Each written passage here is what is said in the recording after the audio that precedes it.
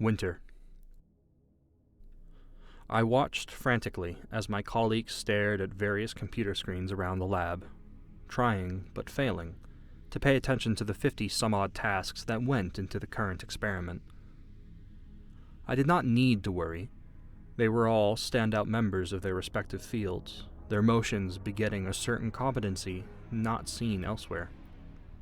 And from where I was positioned, there was no possibility for me to track everything. I sighed, my breath fogging the window that separated me from the lab.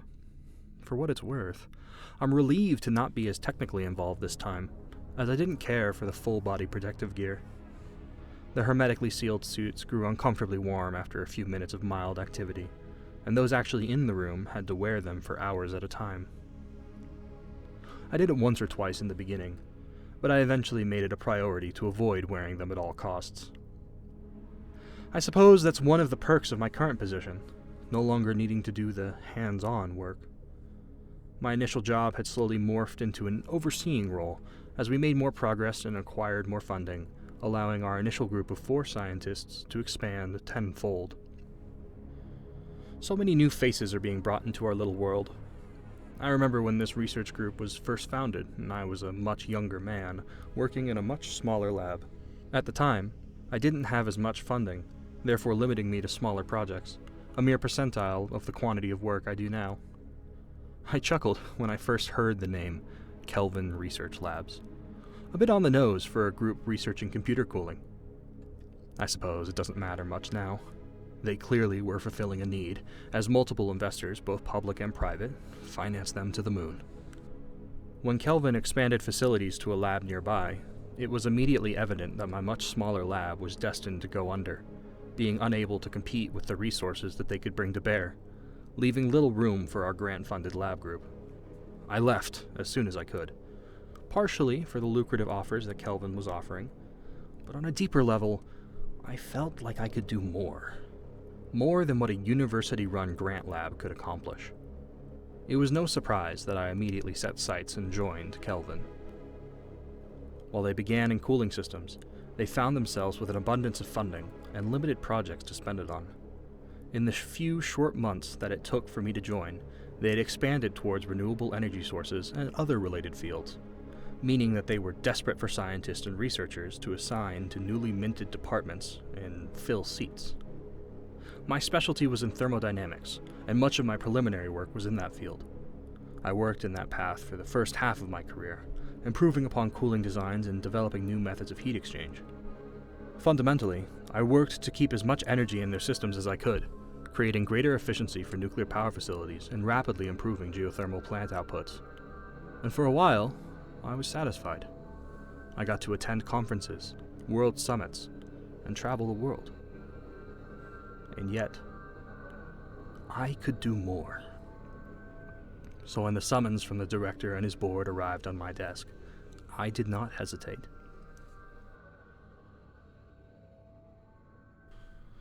My footsteps echoed down the clinically clean hallways that made up our labyrinthian headquarters, anxiously awaiting the meeting I was currently trying to find.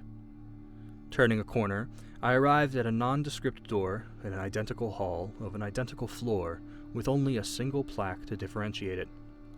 537.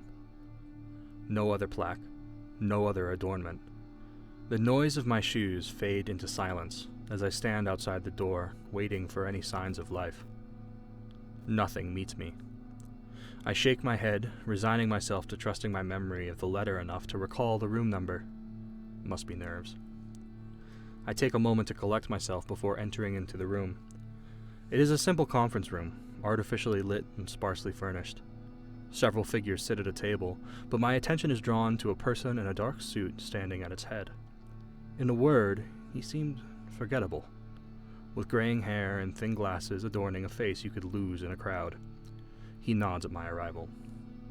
"Dr. Trotsky, thank you for making yourself available on such short notice. I understand you are a busy man." He spoke, a quiet voice, but one that commanded respect. "Please, join us, and we can begin introductions." He gestured to an open chair at the table, the other seats occupied by 3 people. I sat down and appraised the others.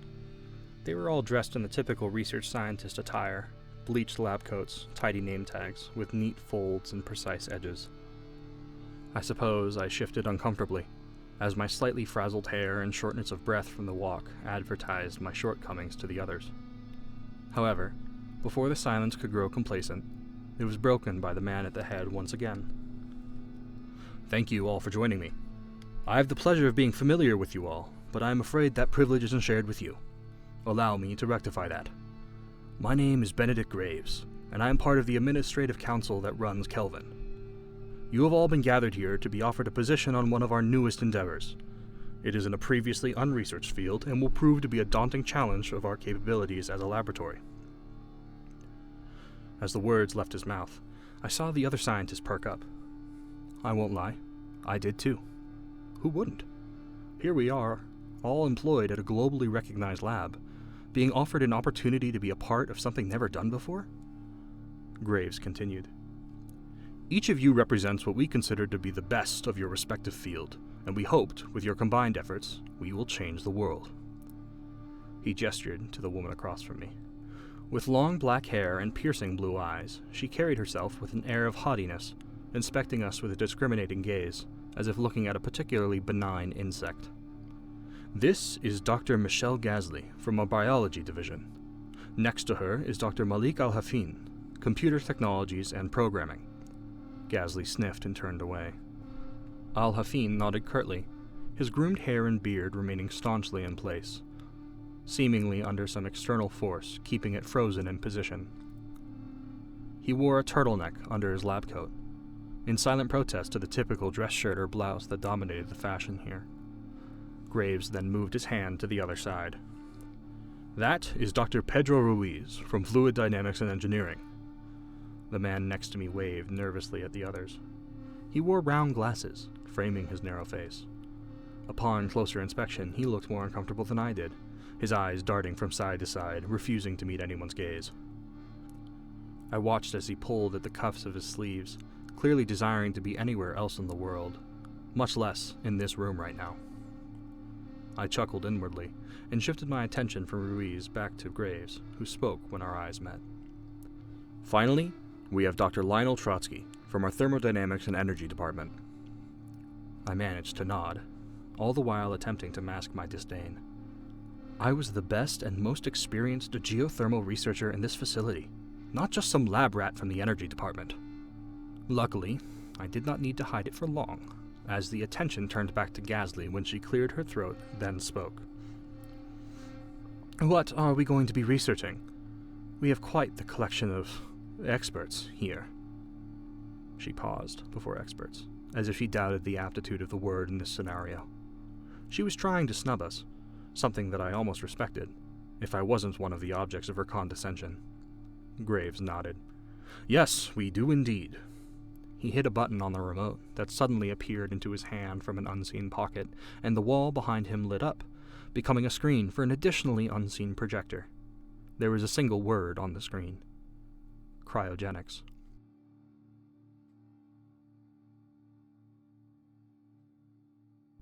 It was 15 years after that meeting, almost to the day. I have it marked in my calendar on my phone. I never thought we would get this far. The conflict within the group was immediately apparent, as Gasly and Al-Hafin seemed to try and walk all over Ruiz. All the while, I was the one actually doing any work. Graves and the directorial board seemingly didn't care, as long as work was getting done. I almost thought he was joking when he came to the group about 6 months into the project, telling us we didn't have to like each other, as long as each day shows a new revelation. But he was serious. The board didn't care if one of us died at the hands of the other, so long as we had some results to show for it at the end of the week. It was 10 long years before we were finally able to run an initial test on an apple. It took an immense amount of power, very nearly exploding in our faces, but it worked. We succeeded. After 5 minutes in winter, our lab's shorthand and codename for the process, the apple showed absolutely no signs of decay. Things moved quickly after this. Our funding increased and more coats were assigned to our project. We slowly scaled up, achieving our first animal freeze 3 years later, putting a rat in winter for a month. The tests continued, our research continued, and by now the conflicts in the beginning had fallen to the wayside, only to be replaced by an unspoken tension between us. But that doesn't matter now. Everything was going to change after the experiment today. Our first human test. By some miracle, we got the green light from the council. Ruiz and Gasly wanted to do another small test. After all, we had never done anything larger than a small dog. But I pushed back. We may never have another chance to do this. We need to go big, get as much information as possible from this trial. I had worked tirelessly on making this project viable. I wasn't going to let this trial be something insignificant just to not get reapproved. They came around. Eventually.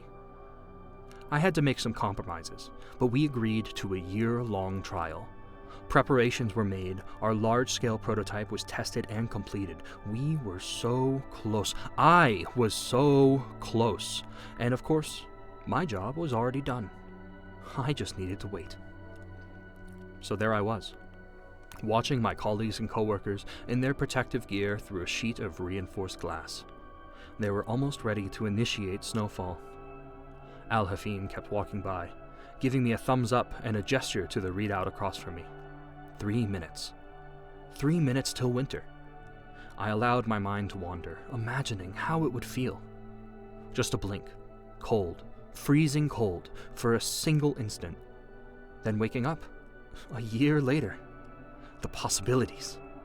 Patients with threatening illnesses or lethal injuries can be frozen, kept alive, and healed. This technology has the potential to make billions in the private sector, and my name would be on it. Al-Hafin walked by again. 1 minute. All right. The scientists were moving into position. Those unnecessary were exiting. I breathed slowly, anxiously watching the digital clock drain. 1 minute became 45 seconds. 45 became 30. My heart rate began to increase. Tick, tick, tick. I could hear the blood rushing to my head as the thump in my chest grew louder and louder until finally 10, 9, 8, 7, 6, 5, 4, 3, 2, 1. I watched as the scientists around me erupted into cheers, though their cheers seemed infinitely far away. Success! We'd done it! I was in shock. It was so fast. An entire year gone in only an instant. I tried to grin, but my face it didn't respond. I tried again, but to no avail. My concern grew slightly, but it was replaced by a realization that most of our animal subjects experience brief loss of motor skills after winter. I relaxed and watched them continue to celebrate. Like a silent observer, I witnessed colleagues hugging, high-fiving, talking animatedly. The administrators in the viewing room were speaking quickly and gesturing to clipboards. Al-Hafin and Gasly shared a kiss. Ruiz was clapping, but they were thousands of leagues away. Why aren't they letting me out? A slow chill cut through the cold as it crept up my spine. I had to be forgetting something. We hadn't talked about the protocol for what would happen afterwards. Hell, I hadn't thought of it.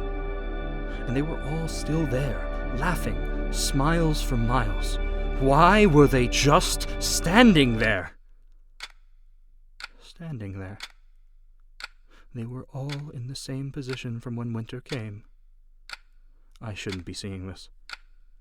Just a blink. I shouldn't be awake. I was supposed to be waking up, a single year feeling like a blink of an eye, but I could see the celebrations. I could see them laugh. I could see the readouts, everything green. I could see them all, proud of their accomplishment, my accomplishment. And I could see the timer, slowly moving down. And there was no way that I could tell them that I was still awake.